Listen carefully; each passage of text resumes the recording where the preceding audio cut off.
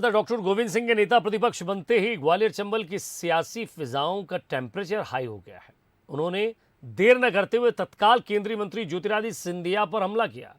कांग्रेस ने गोविंद सिंह को सिंधिया का विकल्प बताया तो सिंधिया समर्थक मंत्री गोविंद सिंह को सिंधिया के कद के सामने बौना और छोटा नेता करार दे रहे हैं। सिंधिया पर हमला, बीजेपी आग बबूला।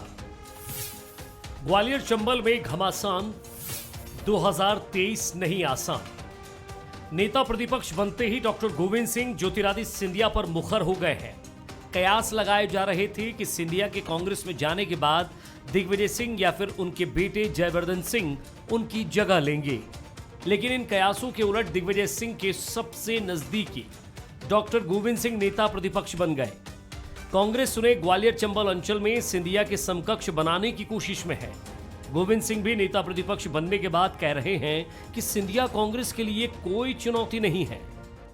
जनता के लोग, समाज में रहने वाले बुद्धिजीवी और प्रजातंत्र में विश्वास करने वाले लोगों ने सिंधिया राजवंश का आज़ादी के बाद समापन तय कर दिया था और उसके बाद कहीं कोई महाराजा या कोई श्रीमंत यहाँ प्रदेश में नहीं बचा था, देश में नहीं बचा था। उधर कांग्रेस डॉक्टर गोविंद सिंह के नेता प्रतिपक्ष बनने से खुश नजर आ रही है और पार्टी के फैसले का नेता स्वागत कर रहे हैं।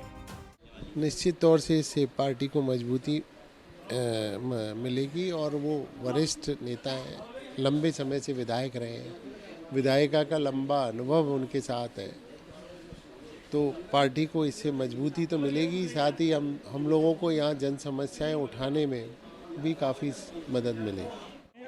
भारतीय जनता पार्टी की जमीन खिसकी हुई है और डॉक्टर गोविंद सिंह जी के आने से पूरी भाजपा, चंबल संभाग की भाजपा हिली हुई है, इंक्लूडिंग सिंधिया महाराज भी। 2023 में मध्य प्रदेश में सरकार लानी है और कमलनाथ नेतृत्व में हम सब लोग काम कर रहे हैं। मिशन 23 की तैयारी कांग्रेस पूर्णतः लगी हुई है और 23 में पुनः सरकार मध्य प्रदेश बनाएंगे। सिंधिया को लेकर नेता प्रतिपक्ष गोविंद सिंह के तल्ख तेवर के बाद बीजेपी आग बबूला हो गई है। लिहाजा मंत्री ओपीएस भदौरिया जहां कह रहे हैं कि गोविंद सिंह के लिए मैं ही काफी हूं, तो मंत्री प्रद्युम्न सिंह तोमर का दावा है कि गोविंद सिंह के नेता प्रतिपक्ष बनने पर बीजेपी और सिंधिया को कोई फर्क नहीं पड़ने वाला। गोविंद सिंह जी मात्र एक विधानसभा के नेता हैं, सिंधिया जी पूरे प्रदेश के और देश के नेता हैं, कोई मुकाबला नहीं है। गोविंद सिंह के लिए तो मैं ही काफी हूं, सिंधिया जी की आवश्यकता नहीं है। श्रीमंत ज्योतिरादित्य सिंधिया और भारतीय जनता पार्टी के लिए सिर्फ सेवा,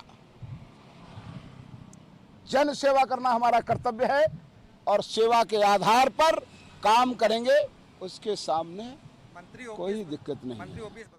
राजनीतिक विश्लेषकों का कहना है कि कांग्रेस भले ही गोविंद सिंह को नेता प्रतिपक्ष बनाकर अपनी पीठ थपथपा रही हो, लेकिन कांग्रेस ये भूल रही है कि सिंधिया का दबदबा ग्वालियर चंबल की 34 सीटों पर है, जबकि गोविंद सिंह सिर्फ भिंड जिले की रिजर्व सीट गोहद विधानसभा तक सीमित है।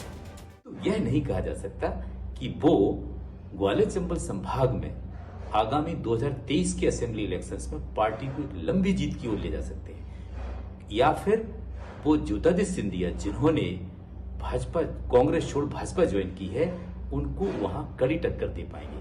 गोविंद सिंह का प्रभाव केवल भिंड जिले तक माना जाता है, जबकि ज्योतिरादित्य सिंधिया न केवल ग्वालियर चंबल संभाग बल्कि मध्य प्रदेश के कई पार्ट्स में कई सीटों पर प्रभाव डालने का मादा रखते हैं।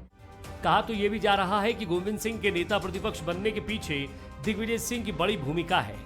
हालांकि ये तो आने वाला वक्त बताएगा कि गोविंद सिंह के नेता प्रतिपक्ष बनने के बाद कांग्रेस को कितना फायदा होता है।